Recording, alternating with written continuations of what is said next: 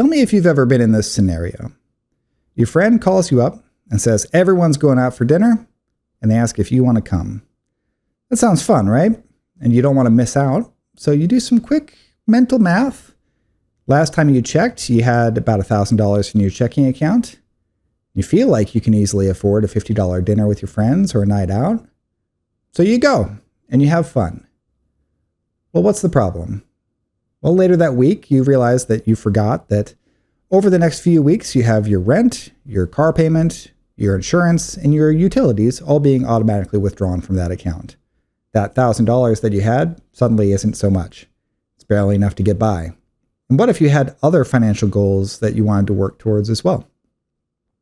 What if you know that you need to save for retirement, build up an emergency fund, save for a down payment on a house, or maybe a new car?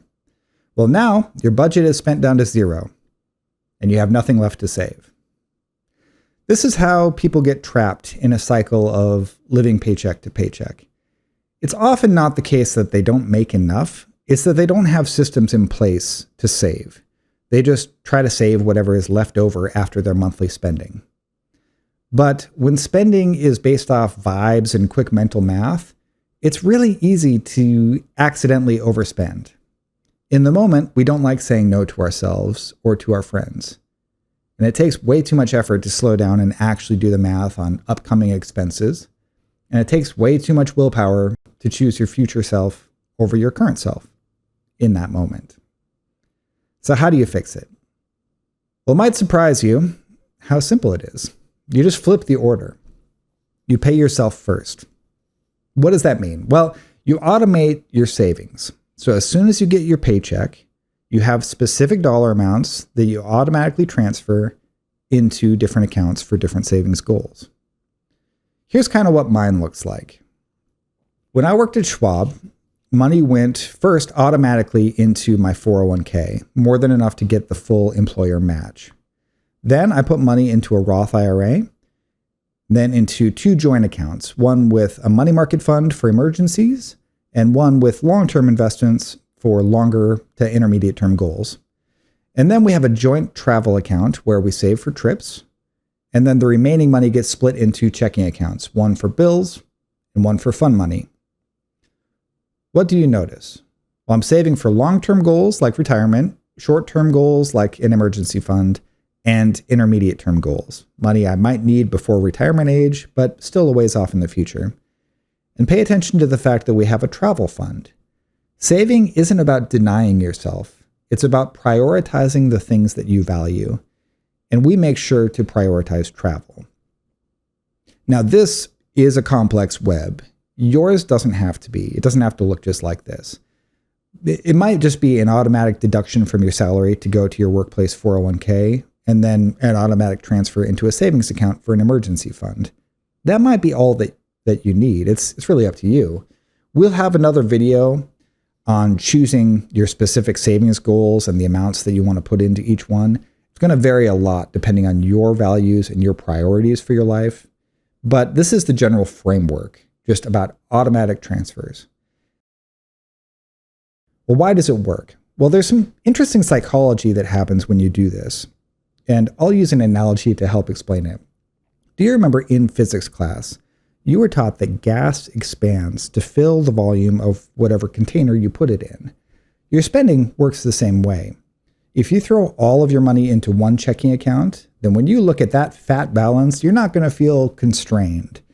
Your container feels large, and so you subconsciously feel okay letting your spending expand. But if you separate out your savings and investing and recurring bills, suddenly you're left with a much smaller balance. You have a smaller container. And so subconsciously, your brain adjusts to that and gets less loosey-goosey with the spending. It's because a lot of spending didn't need to happen in the first place. Do you ever get to the end of the month and you say, where did all my money go? And you look through your credit card statement thinking there's going to be a mistake there. But what you find instead is just a bunch of small $5 and $10 purchases. It's death by 1,000 paper cuts. You get to the end of the month and you forgot what you even spent it on because none of those things really mattered to you. It was just spending on autopilot. So when you constrain the spending by saving first, some of that spending just naturally disappears. I don't know how else to explain it, but it's worked like magic for me. When I started automatic transfers as soon as I got paid, it didn't take me long to just get used to that new cash flow situation, and my spending just naturally reduced. I didn't feel like I was denying myself all the time. It just naturally realigned. This is the other trick of it. Automating your savings front loads all of the math, the decision making, and the willpower. Instead of trying to be good and saying no to spending money in the moment, it sets up a system in which that decision was already made. If the money is there now, I can spend it without worry or guilt because that money that's still in there is there for spending. I don't have to worry if I'm stealing from some other savings goals or bills that I need to pay to do the thing. I think front-loading willpower is really critical. It's kind of like junk food. If you have a bunch of junk food in the house, then every time you're hungry, you have to try to use your own willpower to say no to the junk food and choose a healthy option instead. When you're already hungry, that's when your willpower is at its weakest. You don't want to rely on your willpower in that moment to make the right choice. But front-loading the willpower, that starts in the grocery store. That's filling up your cart with healthy snacks in the first place instead of junk food. Then when you're hungry, the only option you have is one that already aligns with the goals that you've set for yourself. In that moment, there's no willpower required. Your budget is the same way. You should have some treats, just like your food, but if you build out a budget in advance to be healthy, then you don't need to rely on financial willpower in the moment. I think this is a lot more helpful than most people realize. Now, there are several benefits to this system. First, it prioritizes your savings goals. When you sit down and think about what your values are and what you want your life to look like, it will give you a list of goals that you have for your money. Those might be things like building an emergency fund so that you're not so stressed about losing your job or a surprise expense. It might be investing for your financial independence so that you can stop working someday. Or it might be a personal goal, like a business that you want to start or a trip that you want to take. Whatever it is, those goals are important to you on a deep level, and achieving those things will really benefit your long-term well-being and happiness. So budgeting in this way prioritizes those goals and makes sure that you're not cutting corners on the things that really matter, paying for things that don't really matter to you. You don't want to miss out on the big things because you got caught up in some late-night online shopping. It's a way of living out your values. Second, automation will give you confidence that you're on track. If you know that you're contributing a certain dollar amount every month, then you can actually make projections on when you're going to be able to hit those goals. That kind of consistency and reliability will give you a deep sense of peace that you're headed in the right direction and that things will work out okay. And then there's a great side effect. It also removes guilt from your spending today. If you know that you've already contributed to all of your savings goals that you have, then that means that your spending today is from a specific fun money budget. It was set aside for that purpose. And so it feels good to be able to spend that without any guilt because you know it's there to be spent. You're not stealing from something else. Now, I can already hear some objections from some of you because the first time I heard about this, I had some objections too. Objection 1, I don't make enough to save. This might be the most common objection to any instruction to save and invest. You might feel like it's impossible, and I get it. There's a lot of budgeting advice out there about avocado toast that just feels dismissive about how hard it is to get by. It might feel like blaming the victim or telling you that you don't deserve to have brunch or get coffee with your friends. I'm not here to do that. I'm not here to minimize what you're going through, but here are a few points. First, even small changes can compound to make a big difference. If you have low income, even small savings and investments can dramatically impact your life. Personal finance is personal. It's often built on percentages of your income and your expenses, not on specific dollar amounts. So if your income is small, your savings can also be small and still have the exact same proportional positive impact on your life. Second, saving is better than the alternative. If you're spending every dollar that you make, it means you're living paycheck to paycheck. you're not making any progress towards your freedom or stability, and any emergency could destroy your financial situation. If you're living paycheck to paycheck, what happens if you get injured or lose your job? You need to have savings. And the mathematical truth is that to do that, you need to spend less than you make. So that might mean that you have to cut back on some expenses, or it might mean that you need to find a way to earn more money. I know it can be hard, but try to stay open to the process.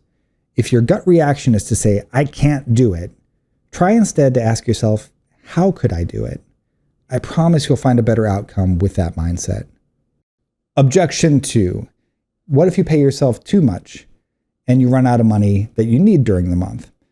Look, this can be a legitimate concern if your savings goal involves locking money away in a retirement account that has penalties to access it early. So let's talk about it. First, when starting and deciding how much you want to put towards each of your goals, you're going to start with an analysis of your cash flow. You're going to look at your bank statements and credit card statements and see how much is going towards recurring bills and how much is discretionary spending. And the money that you're going to set aside for these savings goals is going to come from that discretionary spending. But at the end of it, you're still going to have a discretionary spending budget. I mean, you still need to have some fun money, right? So you're going to have some wiggle room there.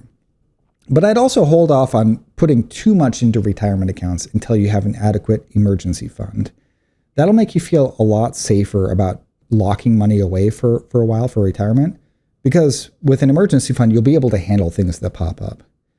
But also, you may have noticed my long-term investments include accounts that are accessible if there is ever a bigger emergency. This is why I have quite a bit of money in a joint taxable brokerage account. I also love Roth IRAs because your contributions can always be withdrawn without any taxes or penalties. But we're getting into the weeds here. I'm going to have a deep dive video where we talk about these different account types and matching them up with the different savings goals. So just if you're interested in that, be sure to subscribe and keep an eye out for that video. I'm just saying there are ways to make sure your money is accessible.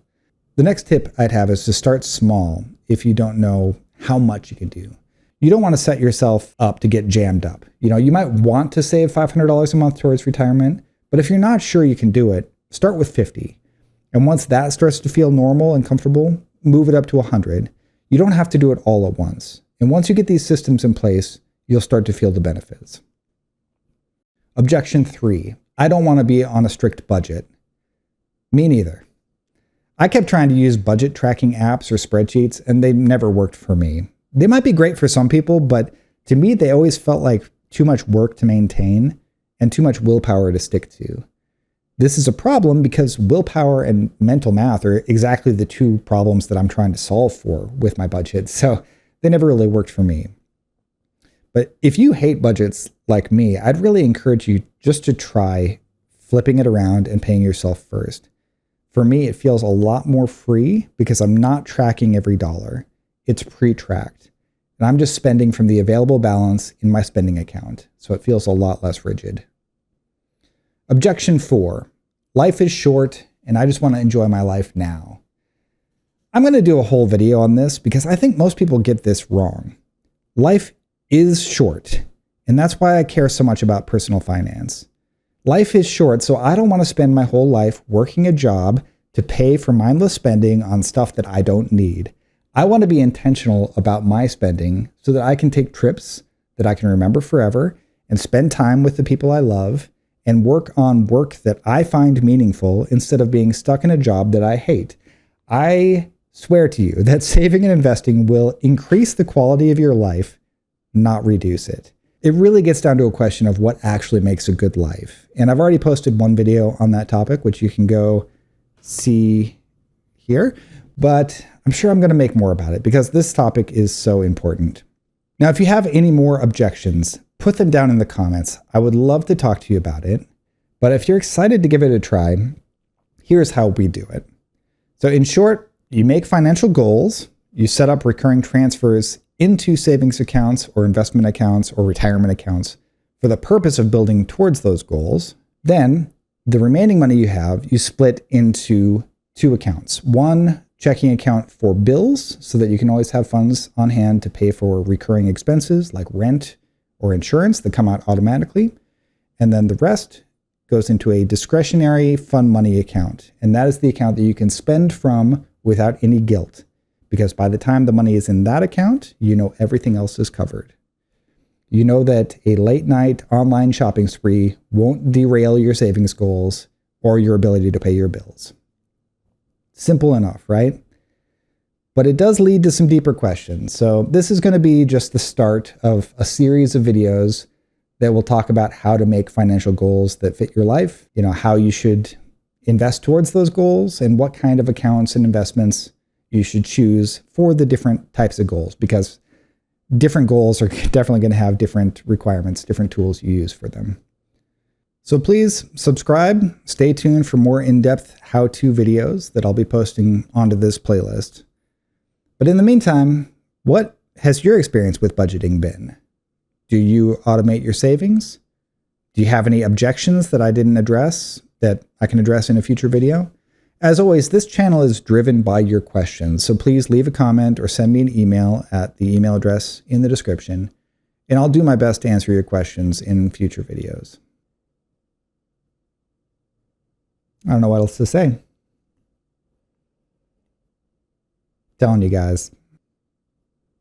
This is a good one. This one, it's not flashy. It's not flashy, but it's going to make a big difference. It's going to make a big difference for you.